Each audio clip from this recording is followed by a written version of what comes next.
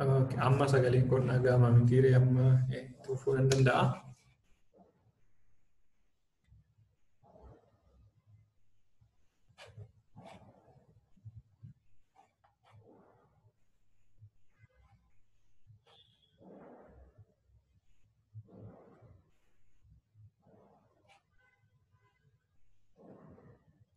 Tole, qolee barumsaa keenya hin jalqabna. Kanaafuu jechuun tarii namoonni booddee karaa viidiyoo riikardi ta'e ilaaltan illee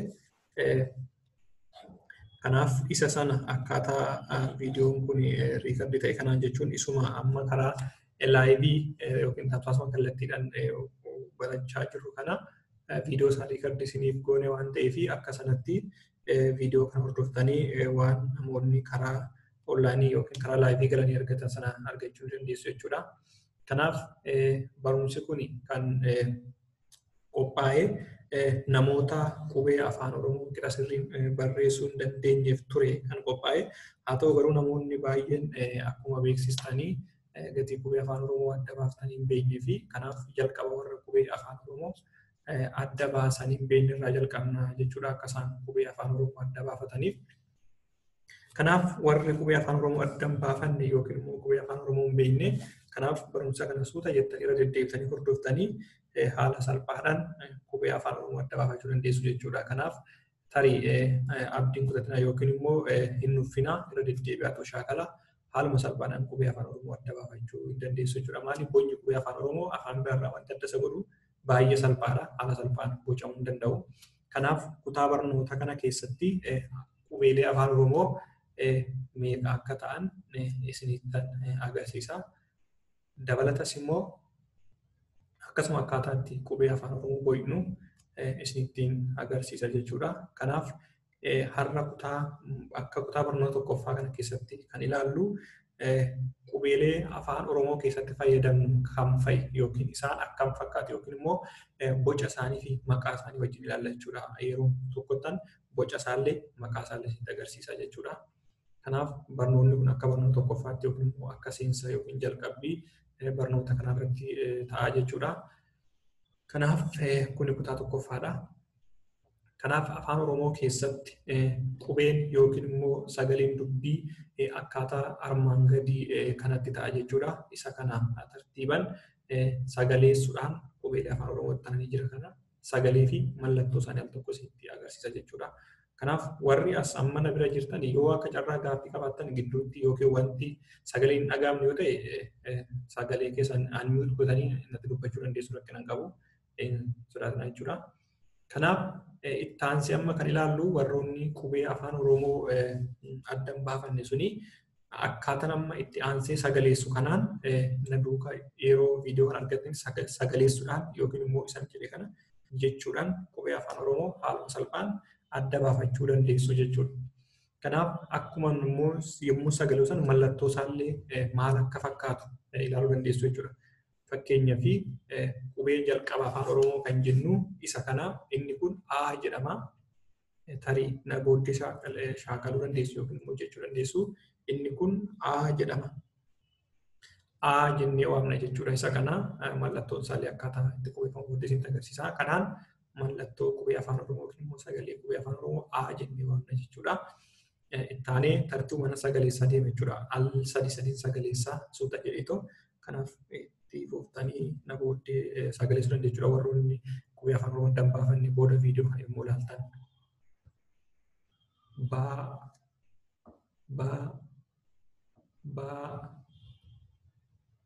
caa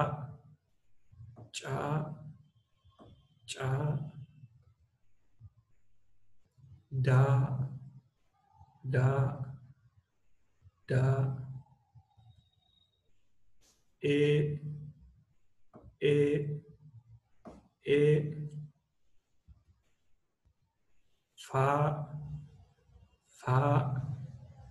fa ga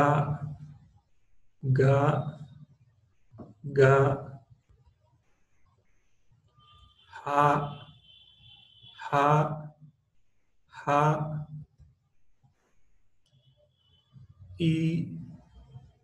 I, I, Ja, Ja, Ja, Ka, Ka, Ka, La, La, La, Ma, Ma, Ma, Na, Na, Na, O, O, O, Pa, Pa, Pa, Ka, Ka, Ka, Ra, Ra, Ra, Sa, Sa, Sa, Tha, Tha, Tha, U, U, U, Va, Va, Va, Wa, Wa, Wa, Ta, Ta, Ta, Ya, Ya, Ya, Za, Za, Za. Tole inni dhumaa kun mallattoo hudhaa jedhama. Akkaatuma asitti yeroo inni barreeffama. Tarii booddee isaa gaafa akkaataa jechoota afaan Oromootti qubeessa ilaallu maal akka ta'e ilaalla. Ammaaf maqaa isaatiin qabadhaa hudhaa jedhama. Kanaaf kun qubeelee afaan Oromooti. Tarii amma warri asitti hordofaa jirtanii isiniif hanbanaa isinis sagalee sun dandeessu maaliif akkaataa sagalee sun gargar waan ta'eef sagalee sun na gargaaruu dandeessu jechuudha. Kanaaf amma qubee jalqabaa irra hin qabame isin keessaa jechuun namni tokko fedhaan namni sagalee sun gargaarume sagalee isaa banee jechuudha. Rakkoo hin jiru yoo akka jirutti. Tole ati galaana gargaaruu dandeessaa. Kanaaf jechuun sagaleen koo dhagahamaa ture miti sila? Eeyyee dhagahamaa ture sirriitti. Tarii ani xiqqoo akkaataa yommuu qubee afaan Oromoo sagalee sana ariifadhe natti fakkaata. Kanaaf yoo sitti toleef al lama jettaa ani immoo siifan dabarsa jechuudha. Asirraa jalqabda jechuudha. Tole. Jalqaba. A Ba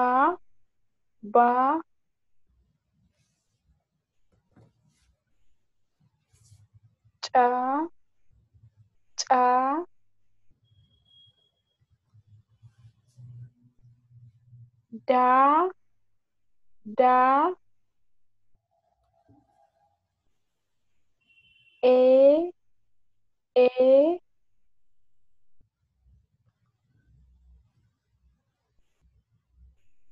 Pa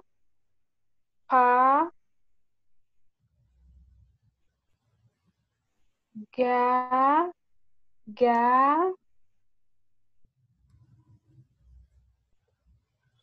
Ha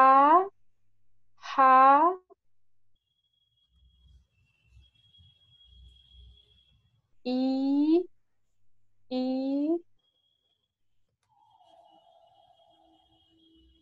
Ja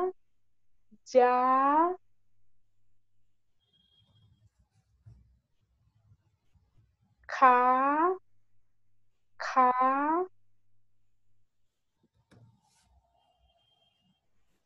La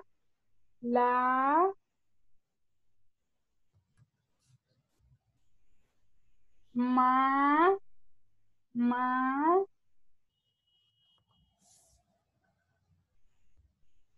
na, na, o,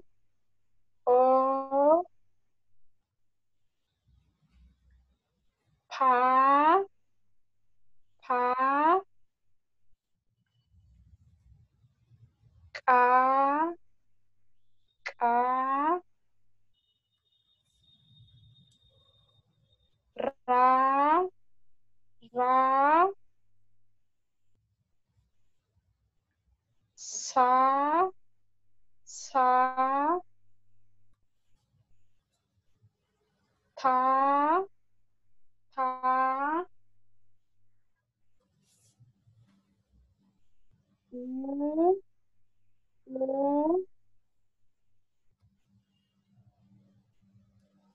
va, va, wa, wa,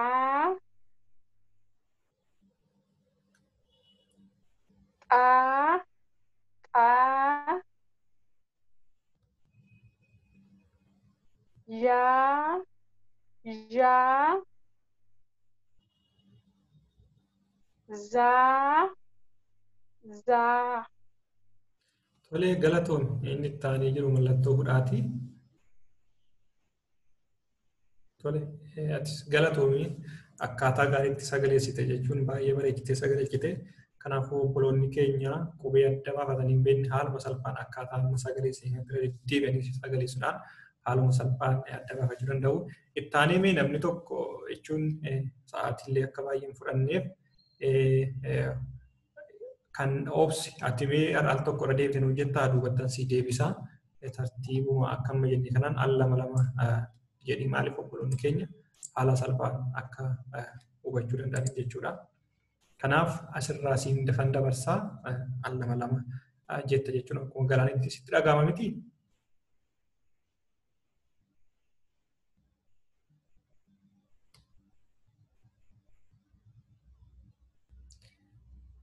Yeroo san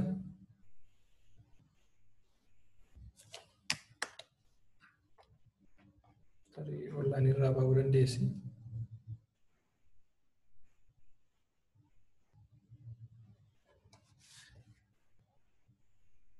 Yeroo san galaani sagaleen kun dhaga'ama miti? Eeyyee ni dhaga'ama. Okay, obboleettiin baqqaluu dhagaa jirtaa? Sagalee kee irraa balleessitu mee dubbadhu dhagaa jirtaa waan jechaa jiru?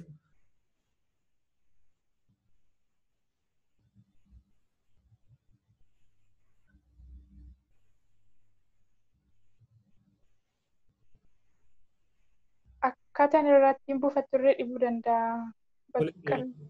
Akkaataa sana rakkinaan qabu natti fakkaata. Olmoo sagaleen keenya jechuun inni jechaa ture dhaga'ama miti ati jette sirriitti dhaga'ama namni adda baafatee hin beekaa. Eeyyeen inni dhaga'ama. Obboloonni keenya haala kanaan shaakaluu danda'u jechuudha. Yeroo itti viidiyoo kana ilaalanii akkaataa amma jenne kanaan shaakaluu danda'u booddeellee yeroo arganne irra deebinaa fi kanaaf tarii namni tokko yoo isin tole keessatti nu dabalaa jechuun barbaada. Yeroo san yoo sitti tole al tokko irra deebitee nuuf jettee gaariidha. Al lama lama akkuma galaanii gidduu sanatti maaliif obboloonni keenya booda shaakaluuf yookiin irra deddeebiin shaakaluuf akka isaan hin rakkifneef haala salphaan adda baafachuu danda'u jechuudha. Yeroo san ijoolleen irra bira jiraachuutiin malu halluu jechuu irra dhiisuu ni malu. Rakkina hin qabu. Kanaaf tolekaa warri booddees viidiyoo ilaaltanii amma immoo taansee akkaataa itti qubee afaan oromoo kana boonu yookiin immoo fakkeenyaaf A yommuu jennu akkamitti barreessina, B yommuu jennu akkamitti barreessina, C yommuu jennu akkamitti barreessina kan jedhu ittaanee isintan agarsiisa jechuudha. Hordofuu dandeessu. Kanaaf erga sagaleen deddeebisanii jettanii booddee immoo akkaataa itti barreessinu ilaaluu dandeenya yookiin kutaa barnootaa keessatti illee bal'inaan ilaallaa. Ammaaf akkaataa itti qubeelee kana barreessinu isintan agarsiisa jechuudha ittaanee. Kanaaf na hordofaa.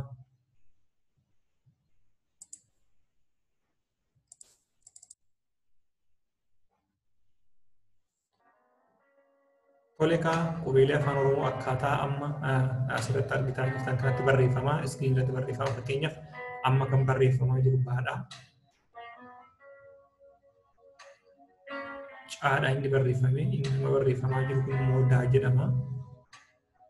Inni nama barreeffamaa jiru immoo ee jedhama.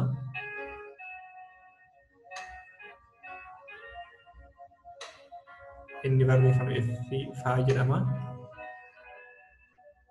Inni gaa inni nama barreeffamaa jiru immoo haa jedhama. Inni nama barreeffamaa jiru immoo ii jedhama. Inni nama barreeffamaa jiru kun immoo jaa. Inni nama barreeffamaa jiru kun immoo kaa jedhama. Inni nama barreeffamaa jiru kun immoo laa jedhama. Inni kun immoo maa jedhama. Nama barreeffamaa kun immoo naa jedhama. Nama barreeffamaa jiru kun immoo oo jedhama. Nama barreeffamaa jiru kun immoo paa jedhama. Nama barreeffamaa jiru kun immoo qaa jedhama. Nama barreeffamaa jiru kun immoo raa jedhama. Nama barreeffamaa jiru kun immoo saa jedhama. Nama barreeffamaa jiru kun immoo taa jedhama. Nama barreeffamaa jiru kun immoo vaa. Inni kun immoo waa. Nama barreeffamaa jiru kun immoo xaa. Inni kun immoo waa. Nama barreeffamaa jiru kun immoo zaa jedhama. Inni kun immoo mallattoo hudhaa jenna. Tole egaa akkaataa amma itti argitan kanaan qubeenii fi afaan Oromoo kan bocamanii tarii akkaataa bocama isaanii yeroo ta'anitti illee amma tokko irra deebisanii agarsiisuudhaaf yaala. Kanaaf obboloonni viidiyoo kanatti amananii hordoftan jechuudha. Haaluma salphaan akkaataa amma shaakallee kanatti qubee afaan Oromoo adda baafannee barachuu dandeenya jechuudha. Kanaaf nuffii tokko malee deddeebisanii shaakaltan haaluma salphaadhaanii qubee afaan Oromoo adda baafachuu dandeessu jechuudha. Ammallee yeroo dhumaatii fi irra deebinee qubee afaan Oromoo isiniif jenna jechuudha. Kanaaf sana booda haaluma salphaadhaan adda baafachuu dandeessu jechuudha. Kanaaf Galaanee ammallee si harkisu suuta jettee siifan dabarsaa al tokko jetta suuta jettee jechuudha. Akka namoota galuutti akkuma reefu sanatti yoo si rakkisuu baadhe immoo al lama jettaa rakkina qabu. Kanaaf al lama moo al tokko haa ta'u? Rakkoo tokko illee jiru al lama na jedha maaliif hubatamuu fidhiisa waan ta'eef. Kanaafuu suuta jettee al lama jettaan siifan dabarsa maaliif situ narra sagaleessa waan ta'eef jechuudha. Kanaaf jalqabii A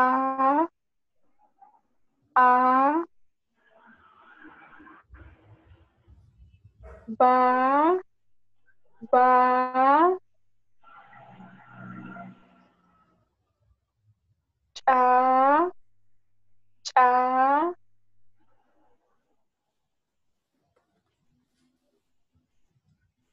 ca da e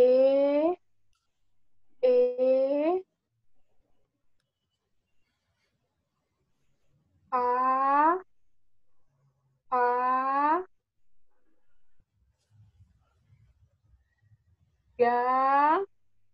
ga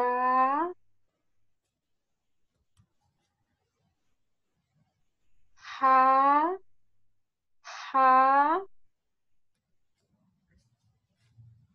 i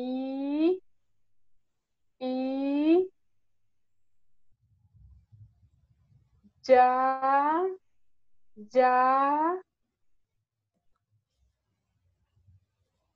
ka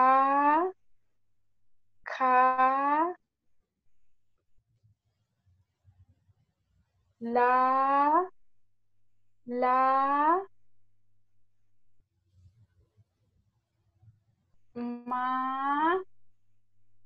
ma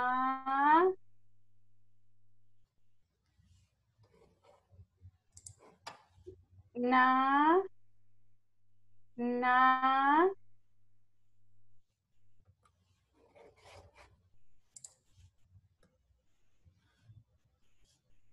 o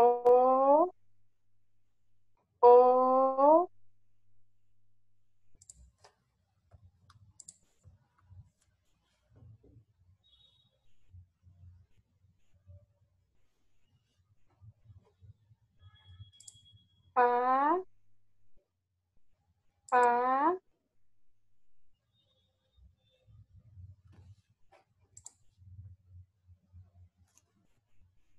ka, ka, ra, ra, sa, sa, ta,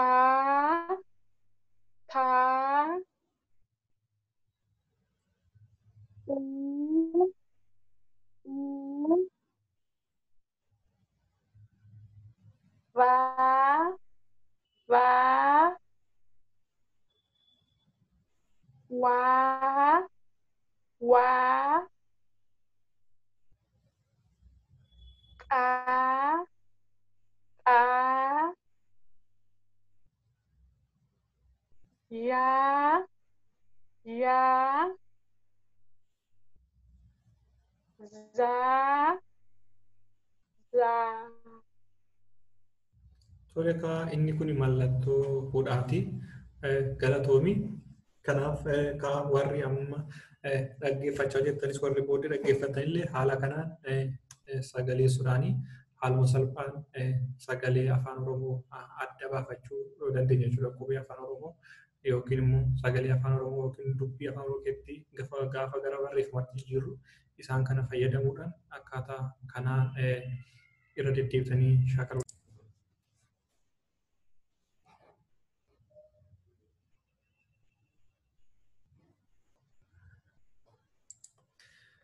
Tole kutaa har'aa keessatti kan ilaallee akkaataa itti qubee afaan Oromoo sagalee isaanii fi boci isaanii maal akka fakkaatu ilaallee jirra. Kanaaf obboloonni keenya warri qubee afaan Oromoo adda baafachuun si rakkisu namni kallattii kamiinuu carraa viidiyoo kana argitanii qubee afaan Oromoo barachuuf fedha qabdan akkaatuma sagalee isaaniitti irra deddeebitanii viidiyoo kana ilaaluudhaan haaluma salphaadhaan qubee afaan Oromoo adda baafachuu dandeessu jechuudha. Wanti nama rakkisu jiru boci qubee afaan Oromoo salphaadha. Sagaleessuun isaallee salphaadha. Keessattuu immoo namoonni afaan Oromoo dubbannu haala salphaan adda baafatan nama rakkisu waan ta'eef haala kanaan qubee afaan Oromoo adda baafachuu dandeenya. Kanaaf namoonni immoo yaada, gaaffii, komiis yoo qabaattanii karaa garee keenya chaanaalii yookiin immoo garee teelegiraam irraa qabnu waamicha qubee kan jedhu karaa sanaan quunnamuu dandeessu yookiin immoo achirratti gaaffii qabdan gaafachuu dandeessu. Akkasumas immoo yoo danda'ame wal qoqqoodnee namoota qubee kana adda baafachuu dandeenya. Amma yeroo deddeebinee garee uumnee wal barsiisne jechuudha. Obboloonni kunneen illee na gargaaru.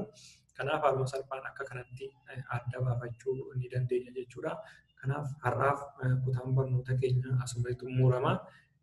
Kutaa itti aanutti irra deebinee akkaataa itti qubee afaan Oromoo bocan walii wajjin ilaalla waan ta'eef kanaaf yoo dandeessan kutaa itti aanutti karaa laayivii yookiin daariitti karaa tamsaasa kallattii kanaan osoo seentanii jedheetan isin jajjabeessa maaliif haaluma salphaadhaan gaaffis yoo qabaattan nu wajjinis shaakaluu yoo barbaaddan haaluma salphaadhaan shaakaltu waan ta'eef yeroo keessan qindeeffattanii mijeeffattanii sa'aatii baay'ee miti kan turuu baay'ee daqiiqaa 30 waan ta'eef daqiiqaa 30 kana aarsaa gootanii asiin nu quunnamtanii haaluma salphaadhaan barachuu dandeessan jechuun barbaada.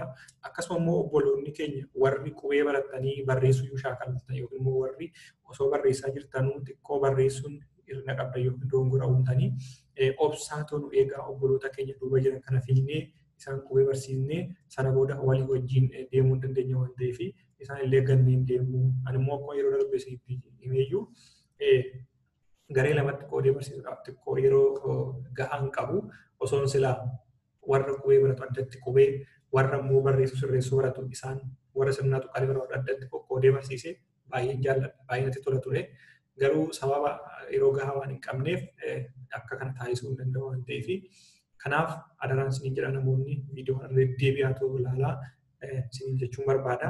Kanaaf akka sanatti har'aaf barumsa keenya xumurraa warri amma dhaggeeffatanis galatooma warri booddee fuutanii dhaggeeffatanis immoo galatooma isin jechuun barbaada. Barnoonni keenya har'aa asuma irratti xumuramaa galatooma.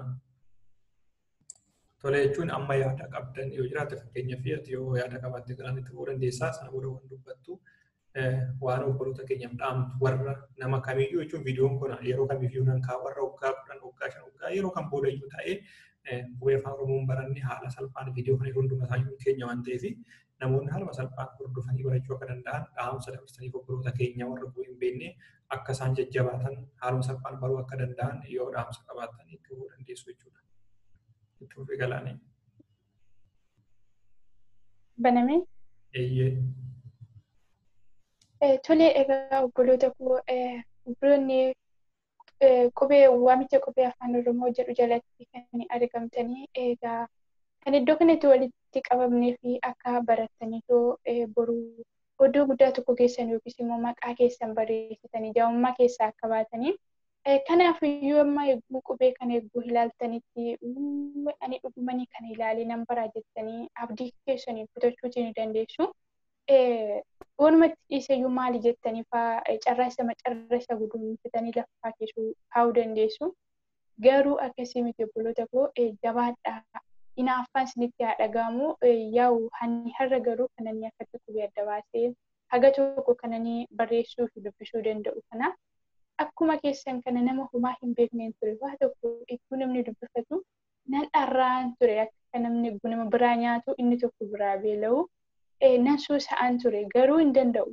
Har'a garuu akkuma eenyu tokkotti iyyuu nan dubbifata barreessee iddoo garaa kun ga'uu dadhabe malee jechuudha.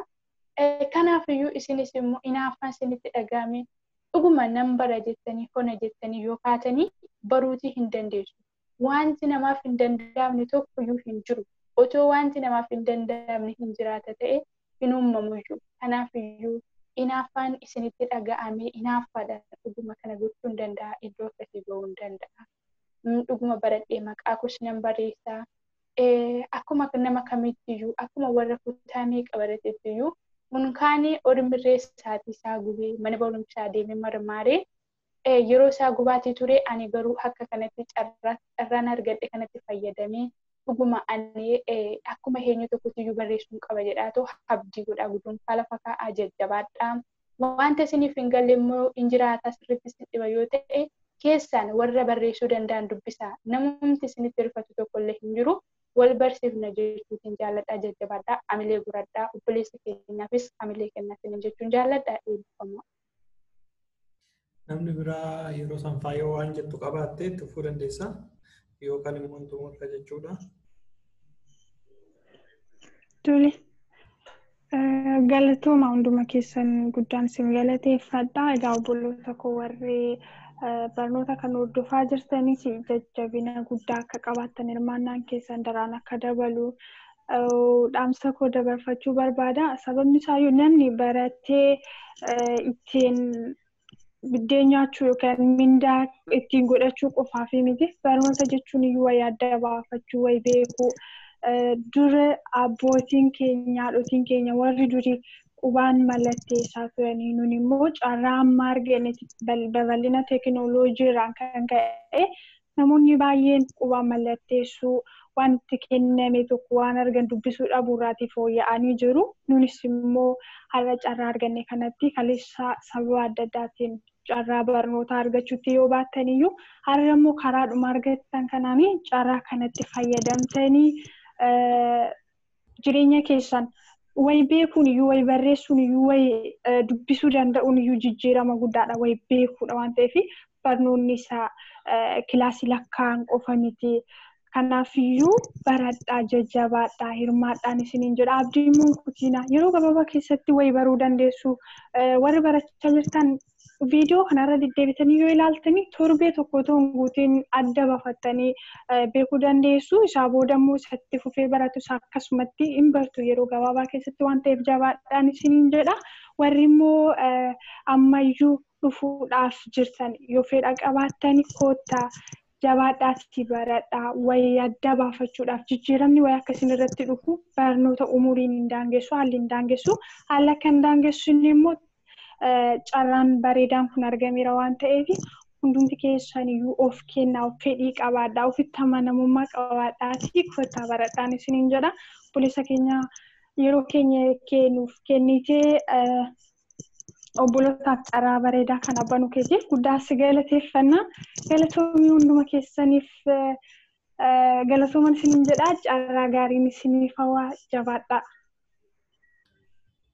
Tole galatooma warri kaayyoo yaadan qabaatiin xumurree jirraa barumsa keenyarraa eebbifamaa isin jedhaa hundi keessan iyyuu galatooma.